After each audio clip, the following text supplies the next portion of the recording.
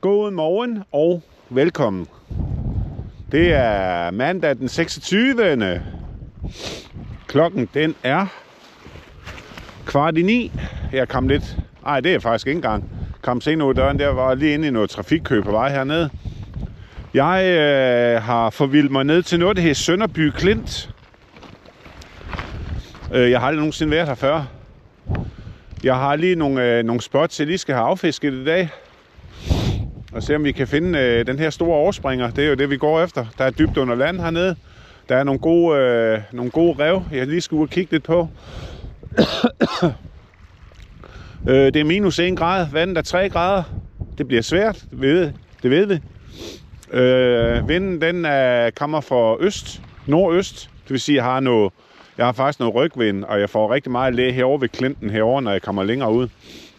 Så det er alt er fint. Vandet det er stigende. Lige nu der er det plus 44. Det kommer til at stige op til omkring 60 cm, og så falder det stille og roligt igen i løbet af dagen. Så jeg er spændt på at se, om jeg kan passere Klinten længere ud. Hvis jeg ikke kan det, så er det bare ærgerligt. Så må jeg tilbage igen. Vejrmæssigt, der har de løbet overskyet hele dagen. Muligvis sne senere, men det må vi tage med. Stranden ser lækker ud. Det er til at komme til. Nu skal jeg bare ud og finde de her badekar og de her tankpletter. Her i starten, der kan jeg se, der er der pænt meget sandbund her. Men der går sådan et tankbælte cirka 25 meter ud. Så det vil jeg selvfølgelig starte med at koncentrere mig om at fiske ned langs kanten og så lidt ud. Ja, men det var det. Velkommen. Jeg var for øvrigt afsted i går nede ved Føns. Der var ingenting. Så nu prøver vi her at starte ud med en sanddel. 19 grams Wounded Sanddel Motor Oil her den. Så vi kan lige så starte hårdt ud, så jeg kan få varmen. Hold da kæft, der er medvind der, det kan du godt se. Der er lige sådan en mørk tankbælte, der er cirka 20 meter ud. Det koncentrerer mig lige om. Som sagt, der starter jeg op med den her Wounded Motor Oil Sanddel. Men det kan godt være, at jeg skifter. Men hold nu kæft, det er koldt. Undskyld, jeg bander. Og den vind, den er, som den er her også.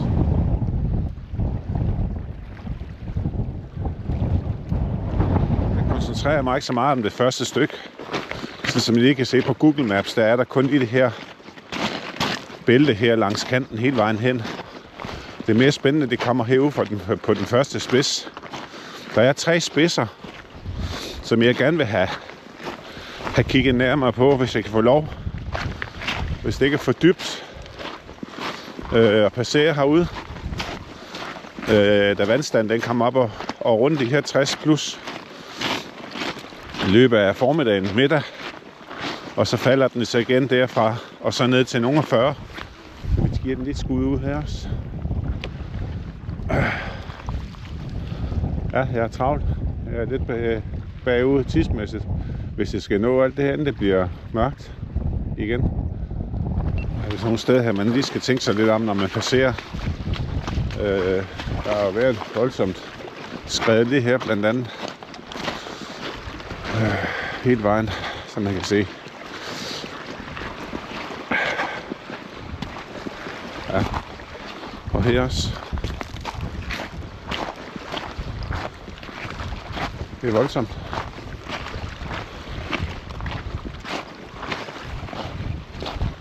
Jeg skal have respekt for de områder her. Og det er klart, når det er hård frost, og så tørrer det, så sker der sådan nogle ting med, at der er noget, der skvatter sammen. Godt, det her. Det kan du godt se. Det ser lækkert ud her.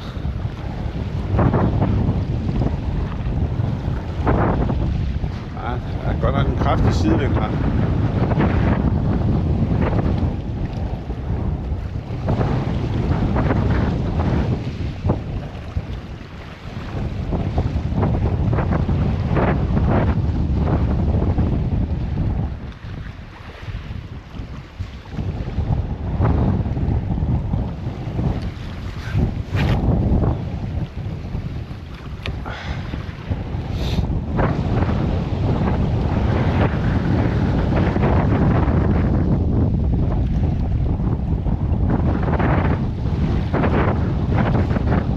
Hold da op. Jeg tror, det bliver læge om på den anden side.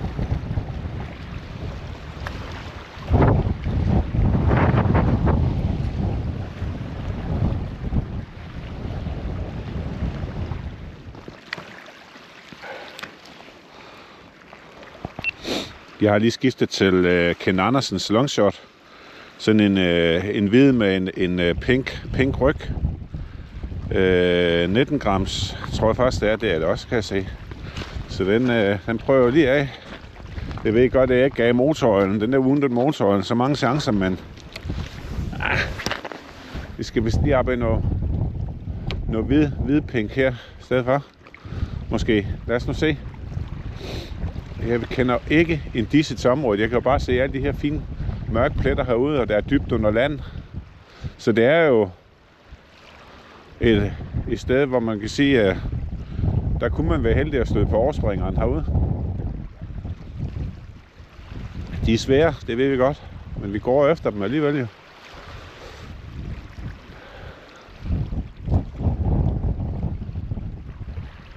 Og mit år, det er jo startet sådan lidt med meget få fisk, fordi den her januar her, den har virkelig været tung at være med at gøre for mit vedkommende. Jeg har virkelig været ude mange gange, alle mulige mærkelige steder, hvor der bare ikke har været en disse. Så tænker jeg, Sønderby Klint, det kunne måske være noget. Ja, og det er jo vigtigt her om vinteren at være opsøgende. Så jeg plejer, når jeg er ude på de her tugter her, som man siger, så plejer jeg altså kun lige at stå det samme sted en 3-4 kast tid. Og så er det videre 10 meter længere frem og kaste igen, og så fortsætter det bare derudad.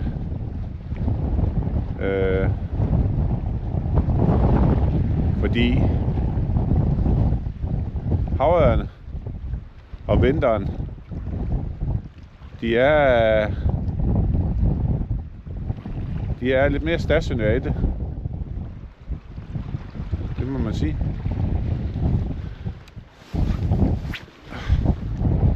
Hold kæft, det er et spændende sted det her. Hvis det bare for helvede var med at blæse så meget. Nu står jeg godt nok med en rygvind her, så det gør jo ikke så meget. Men den der østenvind der, det er ikke helt rigtigt i hvert fald. Satan. Skulle der mere sådan noget nordøst?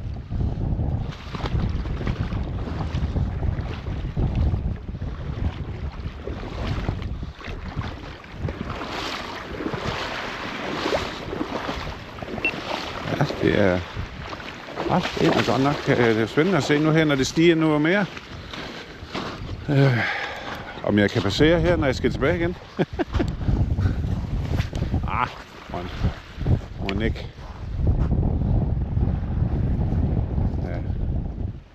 Ja, godt nok spændende område det her. Hold da op.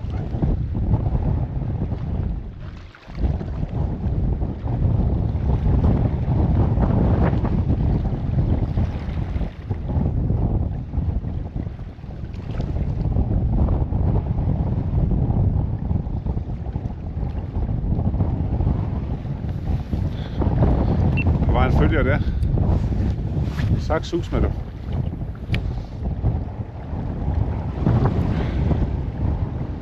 Der var sgu en følger. Kunne jeg lige sende på det kortværn der? Vi skal skifte.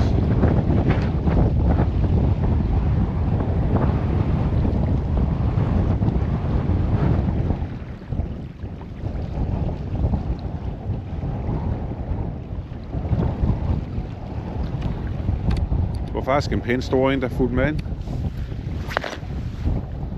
Lad os nu se. Der er et lækkert mørkt bælte her.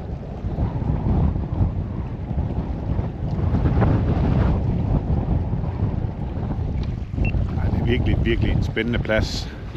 Det bliver bare dybt under land.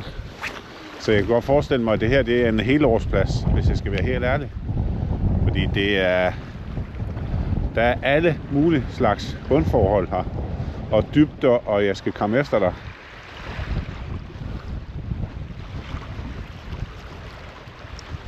Det er lidt ærgerligt, at der er så kraftig sidevind, og nu er jeg så gået lidt i læge heromme.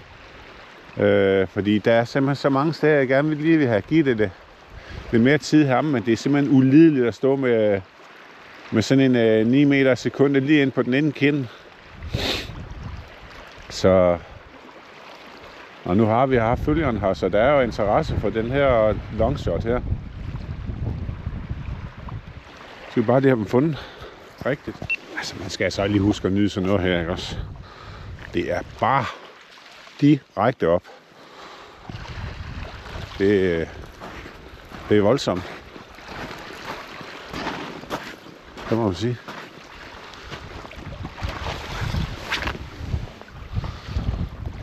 Altså, jeg vil jo næsten kalde det her for et havørredparadis. Det er jo... Jeg er virkelig, virkelig imponeret over det her område her. Det må jeg sige. Og kæft, hvor er det lækkert, mand. Det eneste, vi er oppe imod her, det er sgu...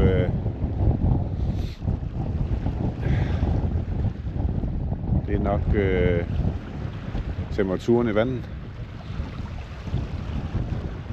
Alt andet er, som det skal være. Fuldstændig. Jeg har lige skiftet til Sandalen 15 grams banditten. Så må vi se. Mod natur og hård. Det må man sige. Men vi ved jo, at det er svært. Så vi fortsætter jo bare.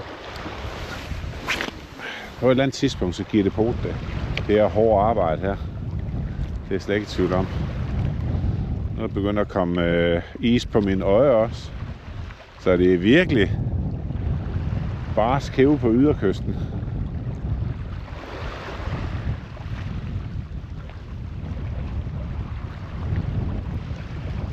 Men jeg hæfter mig med, at jeg har haft den ene følger.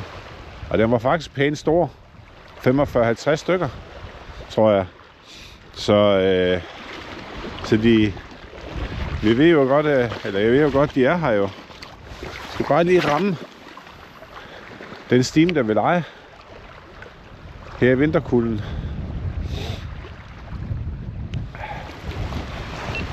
Altså, det er altså skarver, der ryger afsted der fra pule møgdyr. Men det fortæller jeg så om, at der er noget spændende hen i den bugt her. Så vi prøver lige her.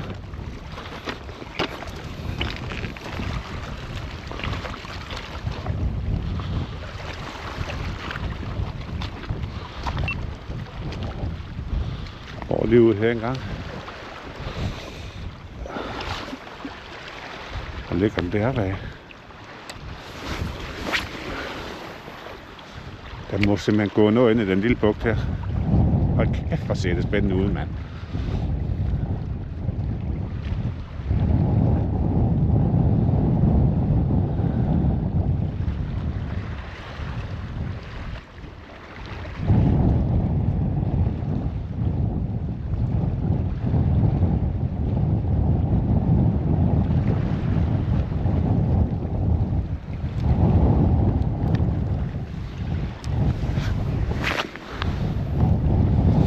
Det er hård kost det her. Vinden lige direkte i fjeset. Minus 1 grad. 8-9 meter sekundet.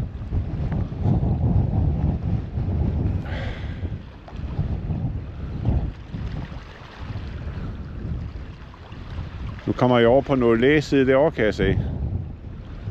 Så jeg så det er lidt bedre. Ja!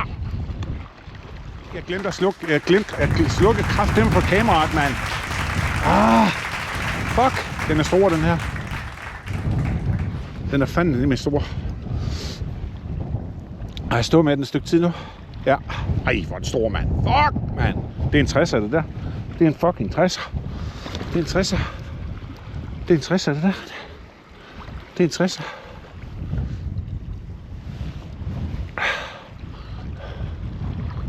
Ej, jeg er træt.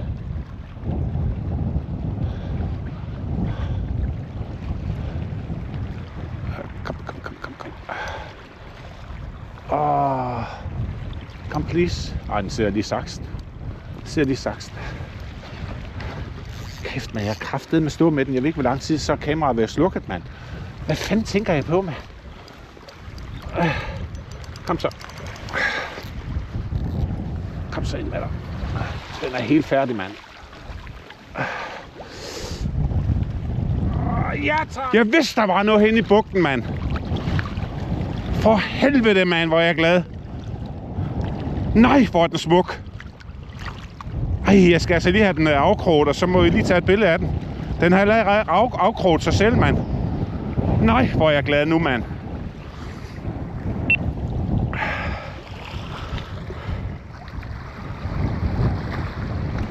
Den er der. Den er kraftedeme, det er overspringeren, du. Jeg skal simpelthen lige have den... Jeg skal lige have den mål. Og så skal den ud igen. Ej, hvor er jeg glad, mand. Skal I bare se. Fuck, mand.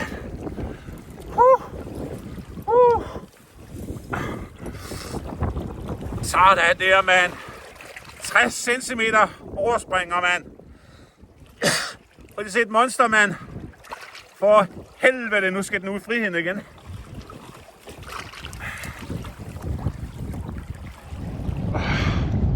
Sådan der. Sådan.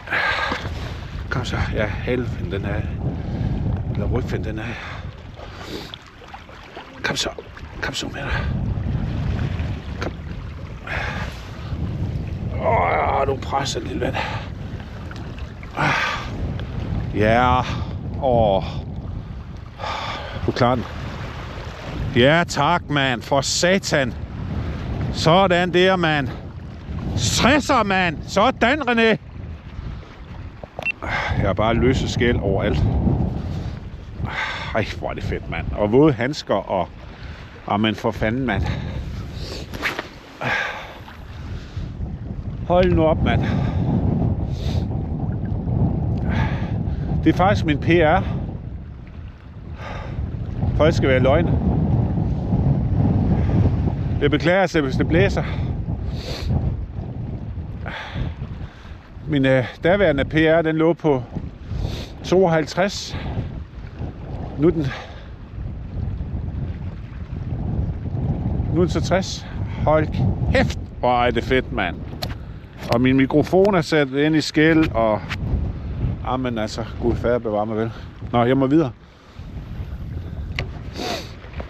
Og hvad gør det så, man står og hundefryser?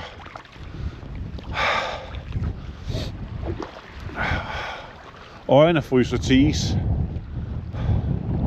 Man står herude på yderkysten. I det vildeste havørredvand. Lige her. Hvor der er gode lægen i den her lille bugt her.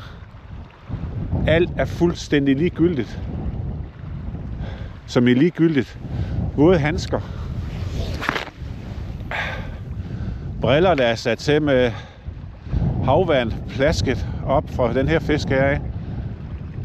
Jeg er ligeglad. Lige nu er jeg ligeglad. Jeg har gået 2 kilometer op til det spot her. Og tager... Ja, I kan næsten se, hvor jeg kommenterer det. Jeg tager et par enkelte kast. Og så kommer den bare. Helt ind ved land.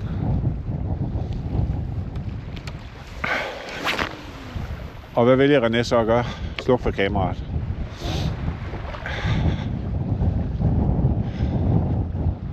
Ja.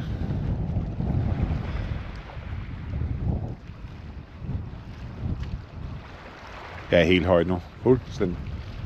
Fuldstændig.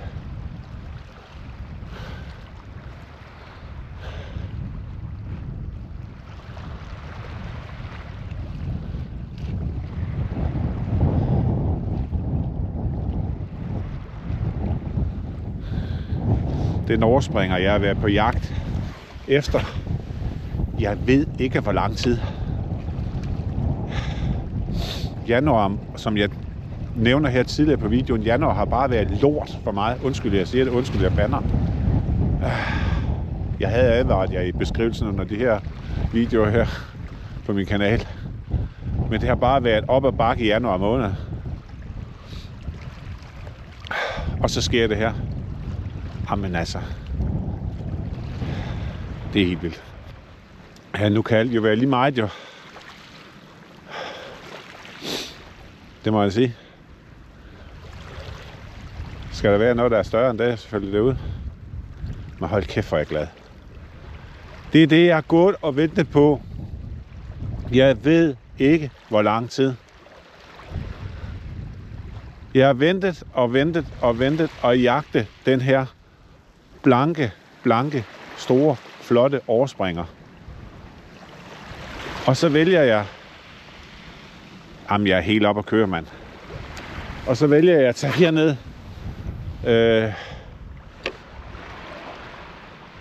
Efter at have siddet i timer i går. Og ikke vidste, hvor jeg skulle tage hen. Fordi vinden, den har været et rigtig møgjørn. Og så får man den her oplevelse her.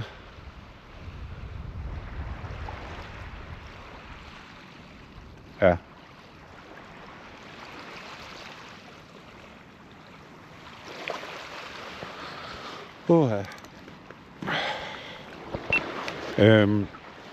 Da jeg fik den på, der føltes som om jeg røg en tankplant. Altså det var bare sådan gunk. Altså virkelig bare tungt. Og jeg tænker, nå. Og så lige pludselig så var der bare hovedrysten derude. Ja. Og så stod jeg med den. Jamen jeg ved ikke hvor lang tid. Med det her slukkede kamera her. Og jeg kunne bare mærke det der hovedrysten der. Den vi bare slås. Og den blev jo taget inden, da I kan se på videoen der, inden jeg vælger at slukke den, at den tager den er så tæt på land.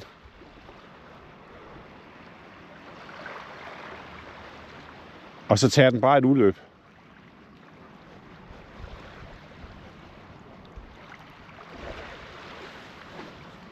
Af dimensioner. Undskyld, jeg siger det.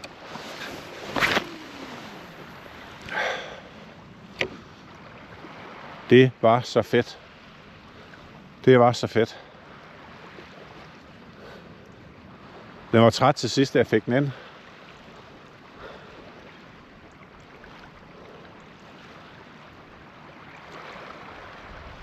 Og så afkårte den sig selv ned i nettet. Hvor heldig har man lov at være.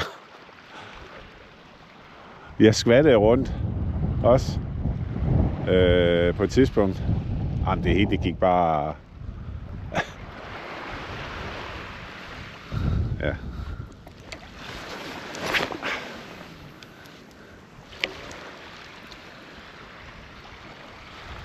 Jeg fik slukket og tændt kameraet nogle gange, det er jeg ligeglad med, altså, fordi jeg var helt befippet.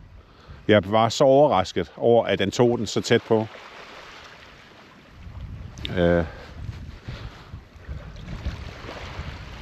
Så der blev slukket og tændt nogle gange, det beklager jeg. Jeg forsøger på at...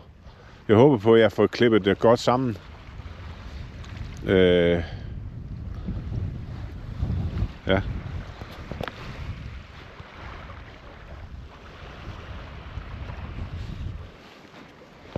Det er så fedt, når man sidder derhjemme og researcher og roder og rager med alle mulige sjove ting og sager for at få, så man kan skabe sig den bedste oplevelse på sådan en svær vinterdag.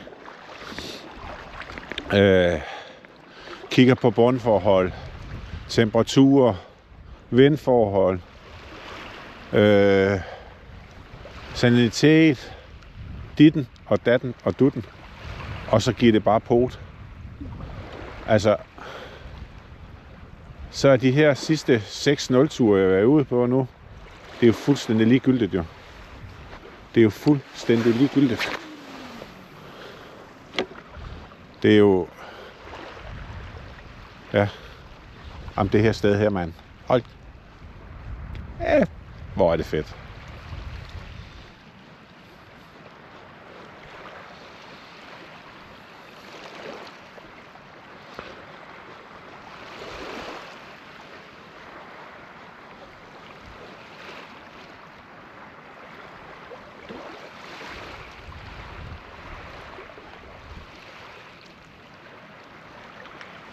Og det her med, at man har gået hele dagen, og der har været en enkelt følger, faktisk en pæn stor følger nede i starten dernede, hvor jeg startede, så jeg har gået omkring 300 meter.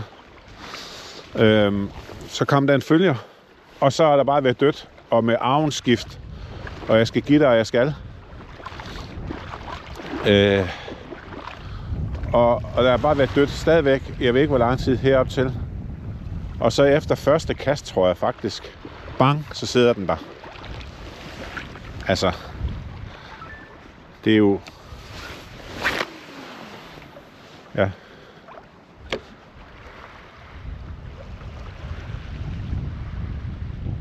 Det er jo det ultimative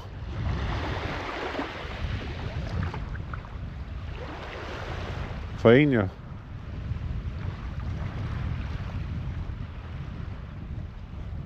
Og så når man så går i sådan en smuk natur her også. Altså det er jo... Jeg skal lige over og kigge på et hus hernede, der er faldet ned i vandet. Se hvad det er for noget. Nej, det var ikke et hus. Det var sådan en betonklods. Det var åbenbart skvært i vandet. For år tilbage. Det kan godt ligne sådan noget for krigens tid måske. Eller hvad?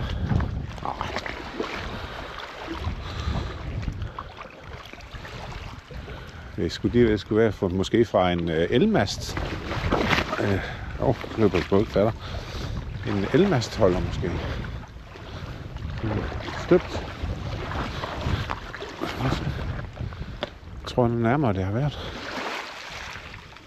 Det kan godt være noget for krigens tid, at der er noget oppe på toppen der. Men ellers så er det nok fra en gammel elmast. Ja, men ved. Det er nogle af jer ved, hvad det er for noget. Og sådan er det. Nå, det skal man gå op her.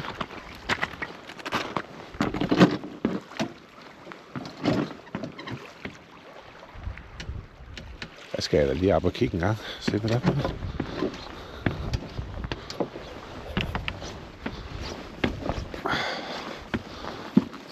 Hvad er det for noget der? Skal vi da lige have jer med? Skal jeg nok lige have sat den her i, så jeg ikke lige pludselig hænger fast i et buske og se isen i mine ører her.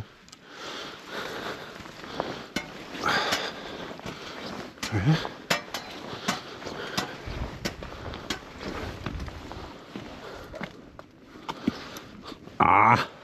René, nu er du sgu komme på eventyr. Nu vil du godt fortsætte.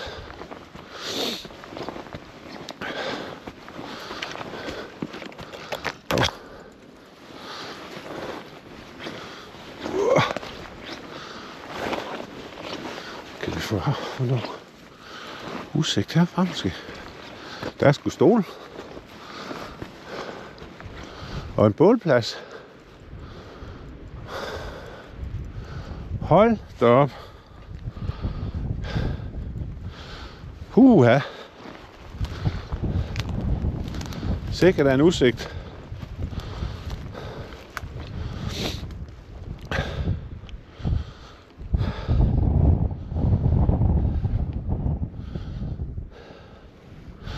Jeg kan forestille mig, at den er stået her. Hvor skal jeg puste? Den der betonklods der.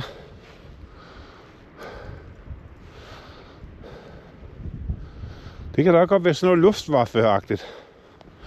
For den er jo stået fint her. Lige til at beskytte indgangen ind til...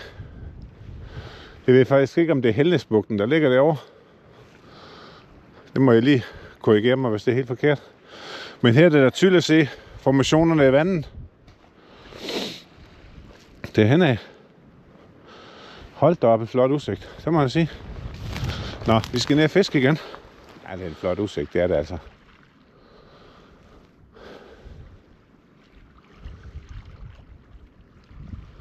Ja. Nå.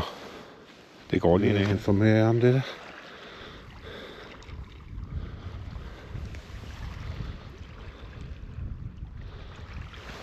Er det helt skørt? Nej, det er ikke helt rigtigt. Og hvis du kigger den vej der, så er det vejen ind mod Helnæsbugten der rundt. Men ellers så er det jo sådan set bare ud over Lillebælt, den skulle stå. Men jeg kan godt forestille mig, at det er sådan noget, måske sådan noget. Jeg håber på, at der er nogen af jer, der kan give noget info omkring den her, det store betonklods, der ligger i vandet hernede ved Sønderby Klint. Det kunne altså være spændende at høre ham.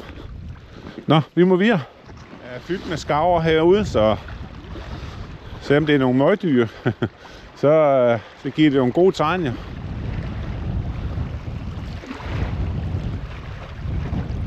For det her, det er da bare et havørmekka af den anden verden. Det er det altså. Skal lige have noget mere varme i vandet, så er jeg slet ikke i tvivl om, at det her, det kunne godt gå hen og blive en af mine favoritter på Fyn. Men der er sgu så mange. Altså Husby Strand er også lækker. Enborg er lækker. Føns er lækker. Gamborg Fjord. Nu her, når det bliver noget varmere og vinden den vender, så kunne jeg godt tænke mig at prøve at bevæge mig over mod Østfyn også. Der er så at sige ikke rigtig værd. Så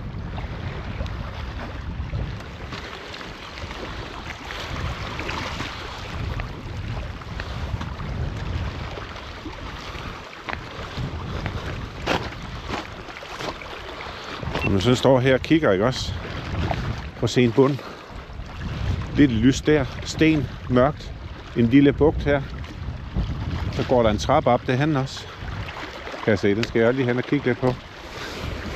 Det ender med, at jeg kigger hele vejen rundt, når det kommer til stykket. Og det bliver mørkt, inden jeg kommer tilbage til bilen.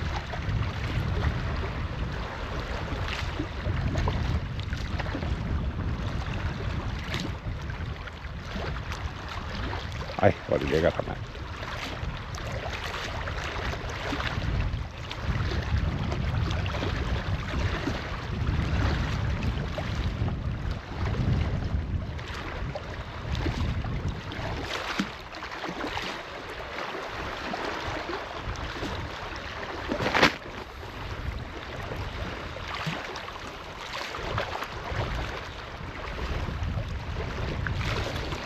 Der er fandme en hug der. Ej! Den fulgte med ind, mand. Den mærkede krogen. Satans, mand. Jeg vidste det, mand. Den var også stor, mand. Prøv lige igen.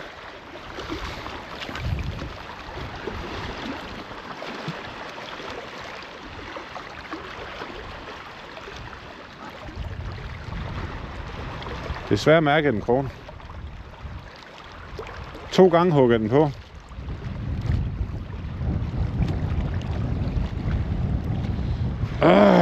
Pis.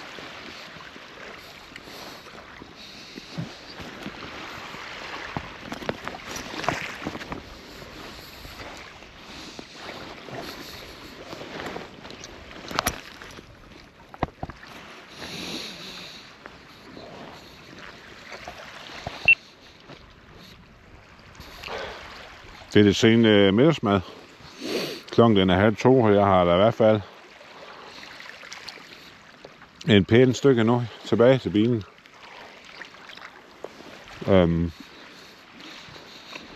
Ja. Så jeg tror faktisk, at jeg skifter arm nu her. Nu har jeg godt nok kørt med den her Bandit. Det er rimelig lang tid siden, jeg faktisk tog den store. Jeg har haft succes. Jeg har haft et par følger, og så har jeg haft en næste længere op også. Og ja, nu prøver jeg lige at skifte. Og må se, hvad det bliver til. Så i hvert fald han også skruet en hul smule, så jeg kan komme videre. Så bliver det pause. Så jeg tror sgu lige, at jeg lige bruger 10 minutter på at lige hvile ryggen. Den er godt brugt efter alle de her vandreture her på stenene. Jeg ser lige her, det her flotte område her. Og nyder udsigten. Skifter vi arven også.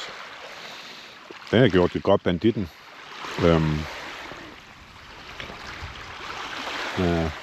Prøv lige at skifte til noget andet på vej tilbage. Nu kan jeg se, at det begynder at sne. Uha. Hvad siger vejrudsigten? Det siger jeg sådan inde hernede, eller hvad? Og jeg skal grave mig frem. Kan jeg ikke komme op ad den stejle, bare jeg kommer nedad. Sne vinden. Lukker Danmark. Ja. Det må guderne vide jo. Det er jo meget dramatisk nogle gange på nyhederne. Vejrudsigten i hvert fald. Så jeg må hellere skynde mig og komme i gang med at få spist færdigt ind i sneden hernede. Uha. Jeg går sådan og leger med tanken om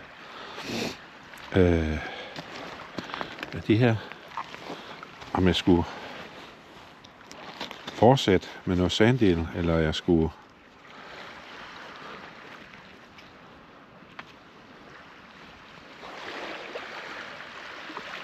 en brown ghost her og en wounded. Jeg har jo sådan set også kørt med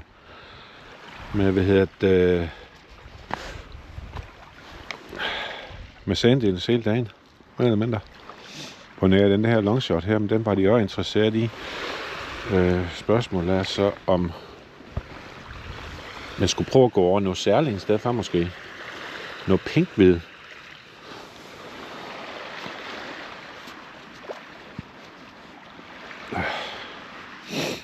Ja.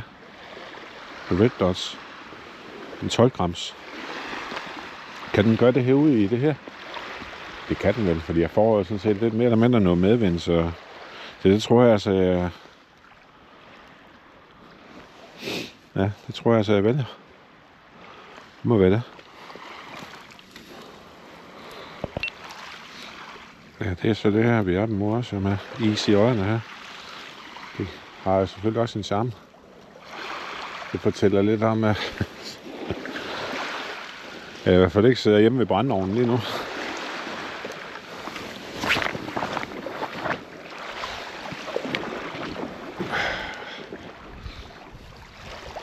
Jeg har lidt svært ved at slippe den bugt her. Vi bugt, whatever. Det kunne være, der står en mere herude.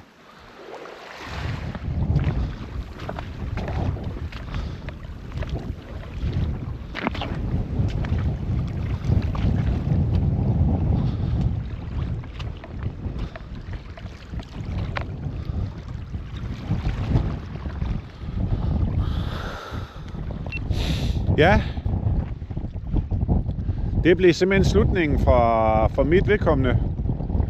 Jeg er fuldstændig gennemkold og vindblæst, og jeg skal give dig, jeg skal. Men kan det blive bedre end tak af hernede fra Sønderby Klint med den her smukke klint i baggrunden? Og med den her oplevelse, jeg fik i dag, jeg fik det, jeg kom efter. Det var overspringeren. Den vi alle sammen så gerne vil have fingrene i, den fik jeg i dag. Den fangede jeg i dag. Jeg er super glad, og jeg er super tilfreds og stolt over, at det her kan lade sig gøre. I sådan en svær måned som januar den er. At få æren af at have sådan en i hånden og få den lukket nænsomt ud igen. Det er en vanvittig lækker følelse. Jeg vil sige, at jeg er bekymret over måske, at jeg løftede den op med handsker på for at filme den med min telefon. Det behøver jeg ikke at være bekymret over, fordi de var gennemblødte, så den lider ikke overlast. Fisken var så fin kondition og dejlig løse skæl, og jamen, den var så smuk, som I kunne se. Men i hvert fald, det jeg ærger mig over, det er, at jeg var en klovn og stoppe videoen. For den var jo aktiv, videoen. Men jeg kommer ned til et nyt sted, hvor jeg synes, det var interessant, står og blabber op omkring vejr og så videre, og glemmer alt om, at den faktisk var aktiv, da jeg får fisken på i samme øjeblik. Men jeg kan sige jer så meget, at den fisk her, den vil ikke fanges, og den tog et udløb, og den vil bare slås. Det var den fedeste oplevelse, og jeg er mega ked af det over, at jeg ikke fik det her del mere. Men jeg kan ikke gøre det om, jo. Det er sgu svært. Men når I ser det her, så har jeg redigeret det så godt, som jeg kan overhovedet. For jeg plumret rundt i det, for jeg var helt befippet over det her. Men jeg håber på, at I kan tilgive mig for det. Om ikke andet i hvert fald. Ja, og så var der et par følgere mere, og så var der en, der var kortvarig på, hvor den huggede 2 gange, og det var faktisk en pæn fisk også på omkring 50. Så Sønderby Klint har i hvert fald givet mig en oplevelse. Og når man så tænker på, hvor svær en årstid det her er, det er jo... Så kan man sgu godt være stolt over at få den her oplevelse hernede. Det må jeg sige. Men ja, i hvert fald... jeg har ikke så meget andet at sige end... jer som er nye, giv den lige et subscribe, den her kanal her. Og et like, og så eventuelt en comment. Så vi lige kan komme op på de her 250. Så kan vi starte den her giveaway, hvor der er et Abu Garcia jerkbait sæt på højkant. Så det kunne vi sgu godt lide. Det kan vi godt, tror jeg. Det er der ingen tvivl om. Men nu vil jeg skynde mig op i bilen, for jeg er simpelthen frossen som en ispind og blå som en... Ja, jeg ved ikke hvad. Jeg er færdig nu.